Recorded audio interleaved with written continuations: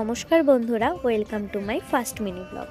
তো আজকে আমি তোমাদের সাথে শেয়ার করব আমাদের মাঠ, মানে মাঠে কি কি লাগানো হয়েছে, কি কি আছে, সব তোমাদের সাথে আমি শেয়ার করব।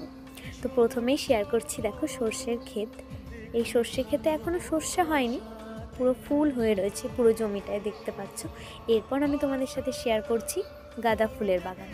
এটা ফুলের বাগান বললাম কেন, কারণ এখানে তো বাড়ির মতো একটা দুটো চারা বসানো হয়নি, এখানে পুরো তোমার চাষ করা হয়েছে। তো এটা হচ্ছে গাঁদা ফুলের বাগান, যেখান থেকে সব চাষিরা গাঁদা ফুল তোলে এবং বিক্রি করতে নিয়ে যায়। যে যার জমিতে লাগিয়েছে সেখান থেকে তারা তোলে। তো তোমাদের এই ভিডিওটা কেমন লাগলো অবশ্যই আমাকে জানিও। তো তোমরা যদি আরও এরকম ভিডিও দেখতে চাও সেটা অবশ্যই কমেন্টে লিখো।